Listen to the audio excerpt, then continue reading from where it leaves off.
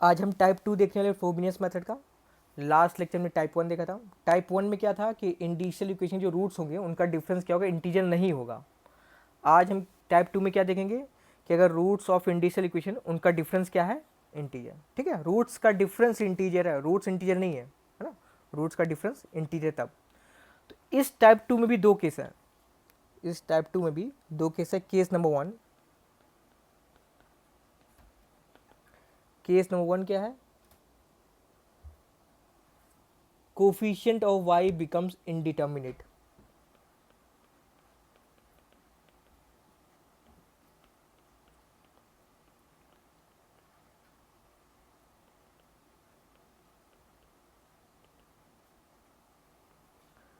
And case 2 क्या है, coefficient of y becomes infinite.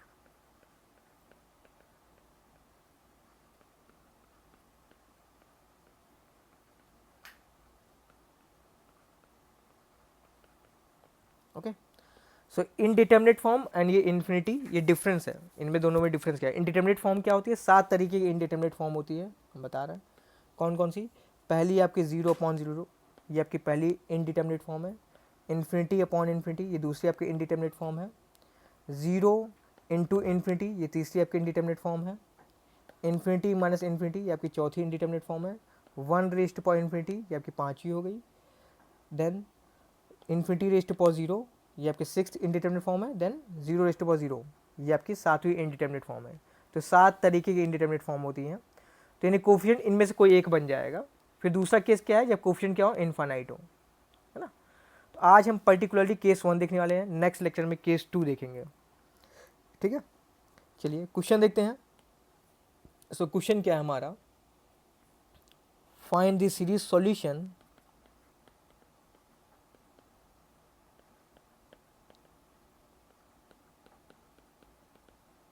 Of differential equation X square और Y double prime minus X Y prime minus x square plus 5/4 Y this equal 0 about X equal to 0। ठीक है, तो इस differential equation solution लिखना है about X equal to 0। तो आप खुद से चेक कर सकते हैं कि एक्स इक्वल टू 0 इसका क्या है, सिंगुलर पॉइंट है ना, रेगुलर सिंगुलर पॉइंट होगा। आप खुद से वेरीफाई कर लीजिएगा। ठीक, तो जब भी सिंगुलर पॉइंट होता है तो हम लोग फ्रोबिनियस मेथड लगाते हैं। तो फ्रोबिनियस मेथड के अकॉर्डिंग सॉल्यूशन क्या होगा, बता चुके हैं। आपका सॉल्यूशन इस टाइप का होगा, y equals X raise to power के summation m is running from 0 to infinity C M x raise to power m। ठीक, इसे आप दूसरे तरीके से लिख सकते हैं। ये आप एक्स रेज टू के अंदर मल्टीप्लाई कर लीजिए, ये आपका जगह summation m is running from 0 to infinity C M x raise to power m plus k. ठीक, अब डिफ्रेंशिएट कर रहे हैं, डिफ्रेंशिएट करिए। y प्राइम क्या हो जाएगा, summation m is running from 0 to infinity m plus K C M x raise to power m plus के माइनस 1। वाई डबल प्राइम क्या आ जाएगा, summation m is running from 0 to infinity m plus के minus 1 C M x raise to power m plus के minus 2। ठीक, अब ये इसका सॉल्यूशन यानी इस डिफरेंशियल को सेटिस्फाई करेगा। तो तीनों वैल्यू सब्स्टिट्यूट कर देते हैं इक्वेशन में। ओके, सो सब्स्टिट्यूट करेंगे, हमें क्या मिलेगा, x square y double prime की ये वैल्यू है। देन आपका क्या है, माइनस एक्स वाई प्राइम आपका ये है।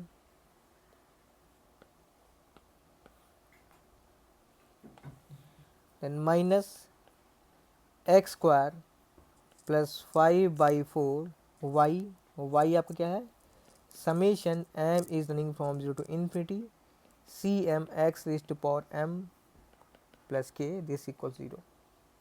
ओके, अब सिंपली मल्टीप्लाई कर दीजिए, एक्स स्क्वायर अंदर मल्टीप्लाई होगा, ये आपका एक्स मल्टीप्लाई होगा, फिर ये आपका एक्स स्क्वायर मल्टीप्लाई होगा, फिर ये आपका कांस्टेंट मल्टीप्लाई होगा। ठीक है, तो मल्टीप्लाई करके लिख दे रहे हैं जो भी आपका आएगा। सो एक्स स्क्वायर मल्टीप्लाई करेंगे हमें क्या मिलेगा, summation m is running from 0 to infinity m plus के minus 1 C M x raise to power m plus K. अब ये अंदर x मल्टीप्लाई होगा, क्या मिलेगा हमें, minus summation m is running from 0 to infinity m plus K C M x raise to power m plus K. अब ये आपका x स्क्वायर अंदर मल्टीप्लाई करिए, ये आपका हो जाएगा minus summation m is running from 0 to infinity C M x raise to power m plus के प्लस 2 माइनस, अभी आपका 5/4 मल्टीप्लाई होगा, minus 5/4 summation m is running from 0 to infinity C M x raise to power m plus k this equal 0।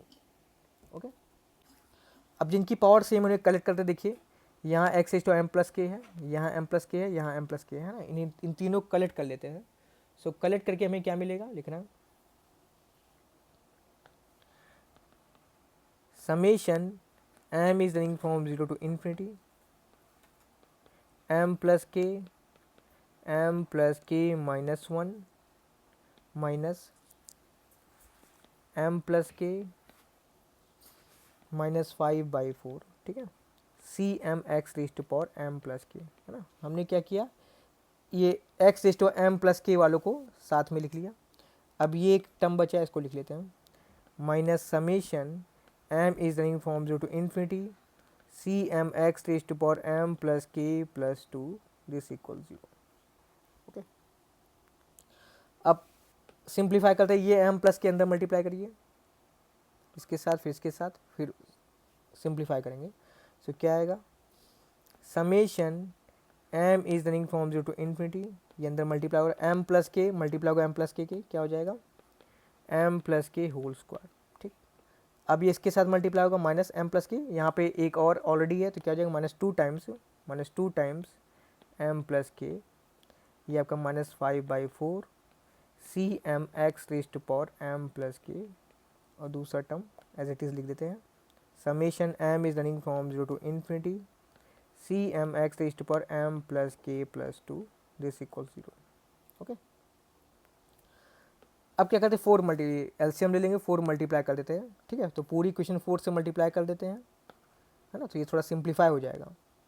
तो 4 से multiply करने क्या मिलेगा हमें, summation m is running from 0 to infinity, ये आपका जाएगा 4 m प्लस के whole square minus 8 m plus के minus 5 C M x raise to power m plus के minus summation m is running from 0 to infinity C M x raise to power m plus के plus 2 this equal 0।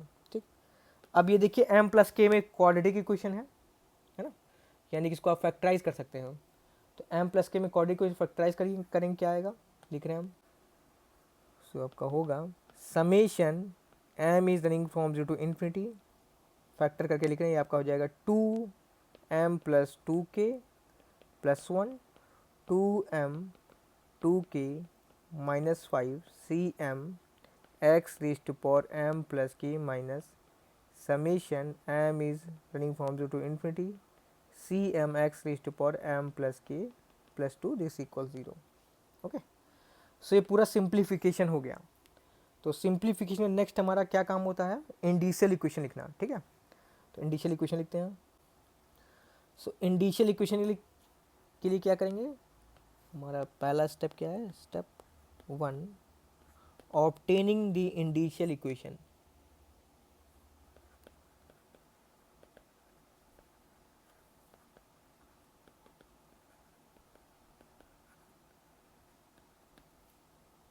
Okay, so उसके सबसे least power x की जो होगी उसके coefficient को 0 को इक्वेट करेंगे। तो यहाँ देखिए m इक्वल टू 0 रखेंगे तो यहाँ x raise to power k मिलेगा, यहाँ m equal to 0 x to k plus 2, तो लीस्ट क्या हो जाएगा 0 रखने पे k, है ना। सो m इक्वल्स टू 0 पे क्या मिलेगा, x raise to power k, so equating the coefficient of x raise to power k equals to 0, coefficient of x raise to power k equals to 0, तो m इक्वल्स टू 0 रखने मिलेगा, तो यहाँ पे आप m इक्वल्स टू 0 रखिए तो आपको मिलेगा 2k plus 1 2k plus 1 2k minus 5 this equal 0। ठीक, यही आपकी क्या है, इंडिशियल इक्वेशन है, ये आपकी है इंडिशियल इक्वेशन। ठीक, यहाँ से रूट्स निकालिए, रूट्स क्या आएंगे, रूट आपका आएगा -1/2 और k की वैल्यू आ जाएगी 5/2। ठीक है, देखिए रूट्स आ गए। अब दोनों का डिफरेंस लीजिए, दोनों का डिफरेंस लेंगे 3 आएगा, है ना। अगर आप दोनों का डिफरेंस लें क्या आएगा, 3 आएगा, और 3 क्या है, एक इंटीजर है, ठीक, इसलिए टाइप 2 में आएगा, है ना। तो इसके बाद सबसे पहला स्टेप क्या होता है, इंडिशियल इक्वेशन लिखने का। फिर इंडिशियल इक्वेशन लिखने के बाद क्या आएगा, रिकरेंस रिलेशन लिखेंगे, है ना। स्टेप 2 में obtaining the recurrence relation.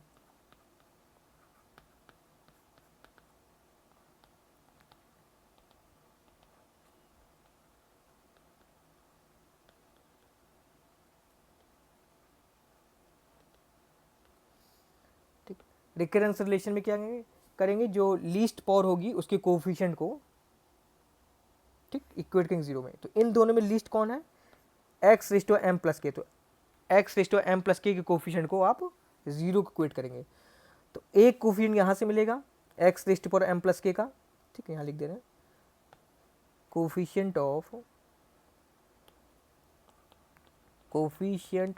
X raised power m plus k this equals to zero, है ना। रिकरेंस रिलेशन के लिए जो भी लिस्ट होगा दोनों में से उनके कोफिशिएंट को जीरो को इक्वेट करेंगे, ठीक है। तो coefficient of x raised to m plus k, यहाँ क्या मिल जाएगा, एम प्लस के का coefficient, x raised to m plus k coefficient ये है ना। तो इसे उठा लेते हैं,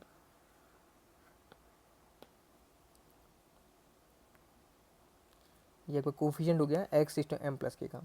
अब दूसरे टर्म से क्या मिलेगा, यहाँ पे देखिए क्या है, एम प्लस के प्लस टू है। हमें क्या चाहिए, हमें चाहिए एम प्लस के। तो अगर मैं एम को रिप्लेस कर दूँ एम माइनस टू से, अगर इस एम को मैं रिप्लेस कर दूँ एम माइनस टू से, तो ये two cancel out, m plus k बचेगा, है ना। तो कोफिशिएंट क्या हो जाएगा, इस एम को मुझे रिप्लेस करना पड़ेगा किससे, एम माइनस टू से। तो हमें क्या कोफिशिएंट मिलेगा, x raised to m plus k. तो यहाँ से मिलेगा सी एम माइनस टू, यहाँ से मिल गया हमें minus C m minus two this equals to zero. अब यहाँ से आप सी एम लिख सकते हैं, ये आपका सी एम क्या आ जाएगा, सी एम आपका हो जाएगा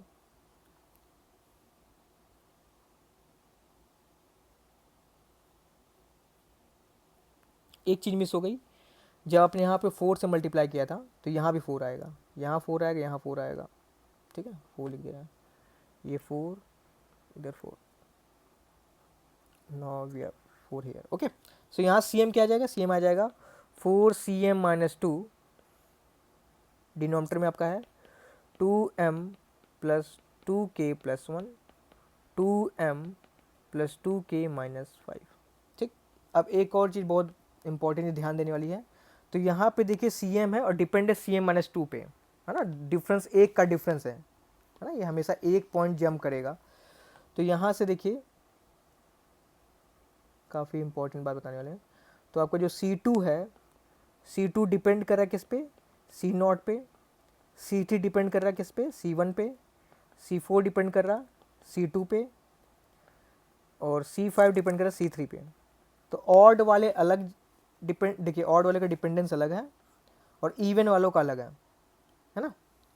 तो C नॉट एक आर्बिट्रेरी, सेकेंड ऑर्डर की डिफरेंशियल इक्वेशन है तो दो आर्बिट्रेरी कांस्टेंट होंगे ही होंगे। चलिए एक आर्बिट्रेरी कांस्टेंट C नॉट हो गया। अब दूसरा आर्बिट्रेरी कांस्टेंट क्या होगा, C1। तो चेक करते हैं C1 का नेचर कैसा है, ठीक। कभी कभी ऐसा तो C1 जीरो हो जाता है ना। अगर C1 जीरो नहीं हुआ फिर तो ठीक है, अगर C1 जीरो हो गया फिर देखेंगे नेक्स्ट कौन सा आर्बिट्रेरी कांस्टेंट रहेगा। तो उसके लिए कि C1 के चेक करने के लिए कोफिशिएंट हमें चाहिए। उसके लिए क्या करें, अभी हमने सबसे पहले इंडिशियल इक्वेशन में कोफिशिएंट किसका, एक्स रेशो के को, कोफिशिएंट को जीरो इक्वेट किया। अब करते हैं कोफिशिएंट एक्स रेस्ट पावर के प्लस 1 के कोफिशिएंट को, ठीक है। Coefficient of x raised power के प्लस 1, ठीक, जो भी नेक्स्ट पावर होगी। यहाँ पे हमने एक्स रेस्ट पावर के था, अब यह के प्लस 1, ठीक। सो के प्लस 1, एक्स के प्लस 1 क्या मिलेगा यहाँ पे, इसमें आप एम की वैल्यू क्या रखेंगे, 1 रखेंगे, है ना। एम इक्वल्स टू 1 रखेंगे तो हमें क्या मिलेगा, एक्स के प्लस 1 का कोफिशिएंट। अगर यहाँ पे यहाँ से नहीं मिलेगा, एम की कोई भी वैल्यू रख देंगे आपको के प्लस 1 कोफिशिएंट नहीं मिलेगा, सिर्फ यहीं से ही मिलेगा। तो यहाँ पे हमें क्या रखना पड़ेगा, एम इक्वल्स टू 1, ठीक है। तो एम इक्वल्स टू 1 पुट करते हैं। सो एम इक्वल्स टू 1 पे हमें मिलेगा 2k plus 3 and 2k minus 3, 2k minus 3, this C1 equals to 0। ठीक है, ये आपको दूसरी इक्वेशन मिल गई। अब ध्यान दीजिए यहाँ पर के की वैल्यू क्या कही, ये के की, इन दोनों के की वैल्यू के लिए ये क्या है, नॉन जीरो है ना, ये दोनों ही जो के की वैल्यू है इसके लिए क्या है, नॉन जीरो, ये नॉन जीरो है, दोनों का प्रोडक्ट जीरो है, यानी यहाँ से क्या मिलेगा, C1 जीरो मिलेगा। ठीक है, C1 जीरो मिल गया, C1 जीरो मिल गया। चलिए अब प्रोसीड करेंगे इधर, तो के पहले हम के इक्वल्स टू -2 से स्टार्ट करते हैं, के इक्वल्स टू -1/2, एक वैल्यू हमारी क्या है, के इक्वल्स टू -1/2, तो इस वैल्यू के लिए सॉल्यूशन लिख, कोफिशिएंट की वैल्यू लिखने वाले हैं, के इक्वल्स टू -1/2, तो सी एम की वैल्यू क्या आएगी, के इक्वल्स टू -1/2 पे सी एम आप रखेंगे, सिंप्लीफाई करेंगे, हमें मिलेगा CM-2 ओवर M-3। ठीक है, ये आप के इक्वल्स टू -हाफ रखेंगे, सिंप्लीफाई हो गया, हमें ये मिलेगा। अब जितने भी कोफिशिएंट हैं, C2 क्या हो जाएगा, M की वैल्यू 2 रखेंगे तो क्या मिल जाएगा आपको, -C0/2, है ना। 1 रखने में कोई फ़ायदा नहीं है, 1 रखेंगे यहाँ पे -1 C -1, इसका कोई मतलब नहीं है। ठीक, तो 2 से स्टार्ट करेंगे, जब C2 रखेंगे हमें ये मिलेगा। C3 क्या मिलेगा, C3 आपको मिलेगा C1/3 टाइम्स 0। ठीक है, जब 3 रखेंगे हम, 3 हो गया, यहाँ पे क्या हो जाएगा, और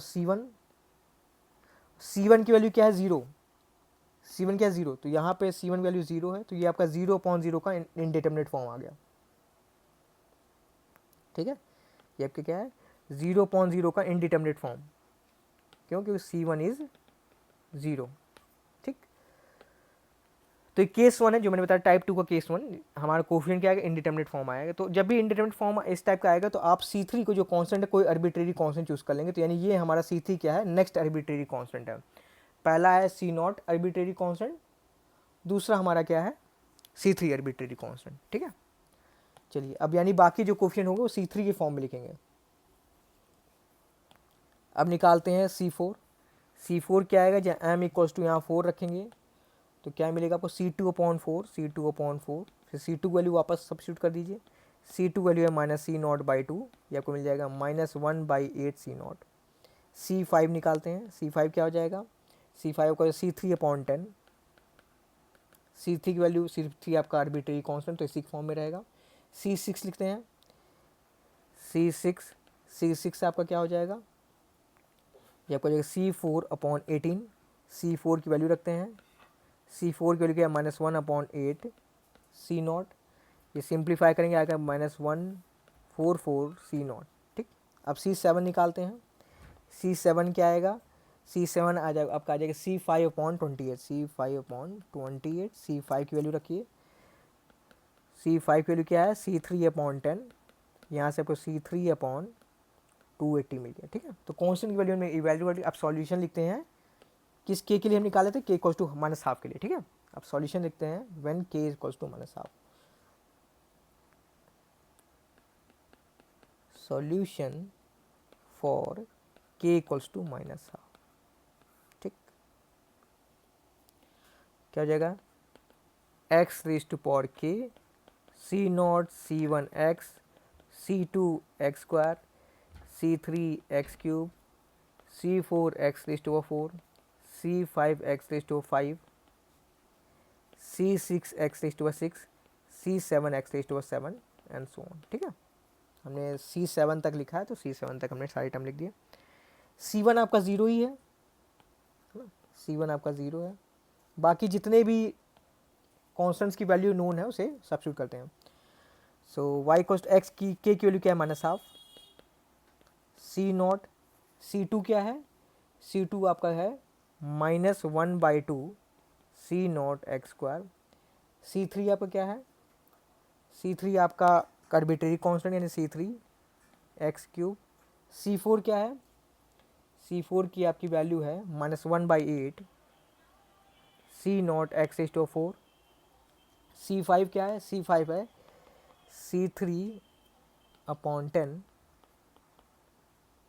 x⁵5, फिर C6 की वैल्यू क्या है, -1/144 C0x⁵, 7 की वैल्यू क्या है, C7 की वैल्यू है C3/280 x⁻7 and so on. ठीक, तो हमारे दो आर्बिट्रेरी कांस्टेंट हैं C0 एंड C3, उन्हें कलेक्ट कर लेते हैं, C3 वाले अलग, C0 वाले अलग।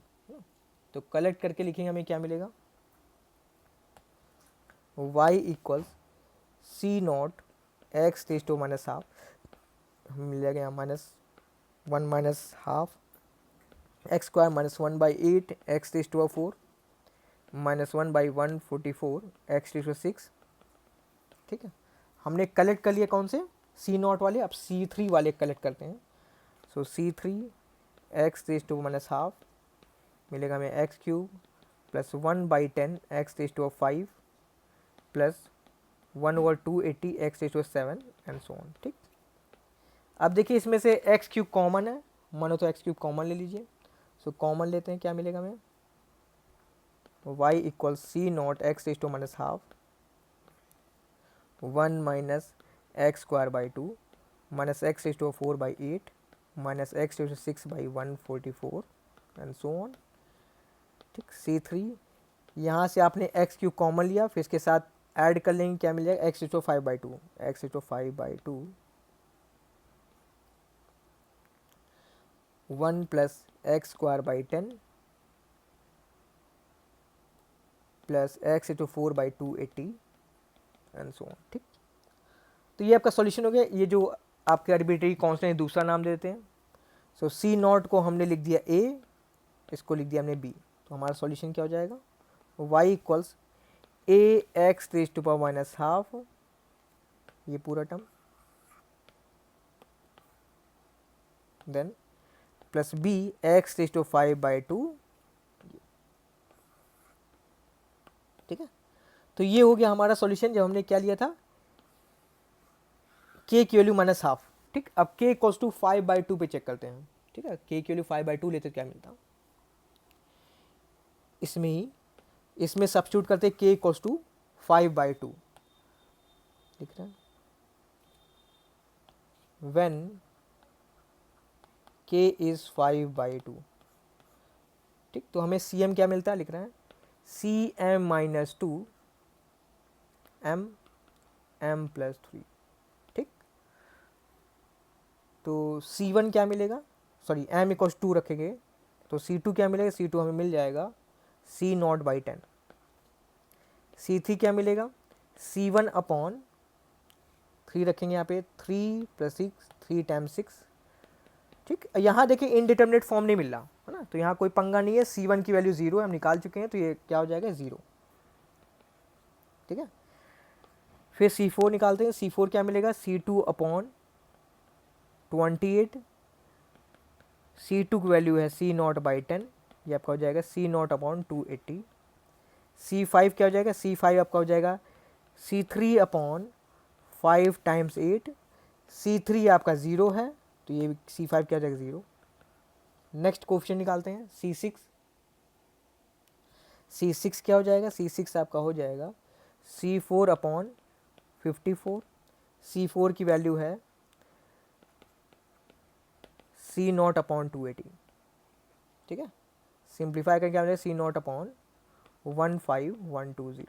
ठीक, C6 की वैल्यू आपकी हो गई C0/15120, C7 0, यानी सारे ऑड वाले 0 है, यानी सॉल्यूशन क्या मिलेगा, solution when k value is 5/2, तो y इक्वल्स x k की value 5/2, C0 C1 x, C2 x², C3 x³, C4 x⁻4, C5 x⁻5, C6 x⁻6 and so on. ठीक, ये सारे कांस्टेंट तो 0 हैं आपके, ये 0 हो गया, ये 0 हो गया, ये 0 हो गया, है ना, बाकी जो कांस्टेंट बचे इनकी वैल्यू पुट कर दे रहे हैं।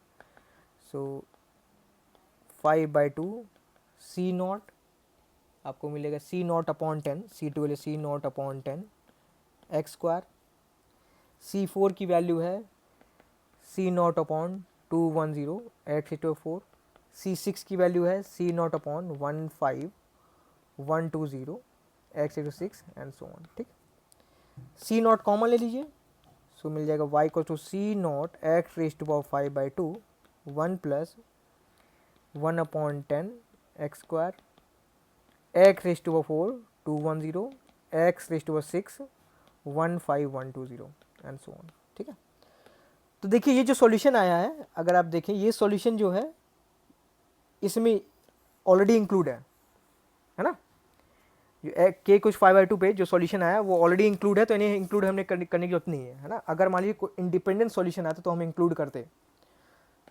ऑलरेडी इस केस में इंक्लूड है तो कोई इंक्लूड करने, यानी यही हमारा क्या हो गया, सॉल्यूशन हो गया गिवन डिफरेंशियल इक्वेशन का। ठीक है, एक और इम्पॉर्टेंट बात, कभी कभी ऐसा होता है जैसे मान लीजिए ये जो हम टाइप 2 डिस्कस कर रहे थे, ठीक है, टाइप 2 में मान लीजिए दोनों ही कोई केस नहीं बन रहा है ना, ना ये केस है ना ये केस है, यानी कि कोफिशिएंट ना ही इनडिटरमिनेट बन रहा है इनफाइनाइट बन रहा है, तो बहुत अच्छी बात है, यानी कि उसका वर्किंग बिल्कुल टाइप 1 जैसा होगा। तो जो मैं एक PDF भेजूंगा उसमें एक क्वेश्चन है, उसमें देखेंगे आपके टाइप 2 तो है लेकिन जो कोफिशिएंट्स हैं ना ही इनडिटरमिनेट फॉर्म बने ना इनफाइनाइट फॉर्म बने, यानी कि फिर आपकी वर्किंग जो इससे पहले टाइप 1 है वो बिल्कुल वैसे ही होगा। ठीक है, तो उस क्वेश्चन को आप खुद से करिएगा। बाकी टाइप 3 नहीं टाइप 2 का सेकंड केस नेक्स्ट लेक्चर में देखेंगे। Okay, thank you.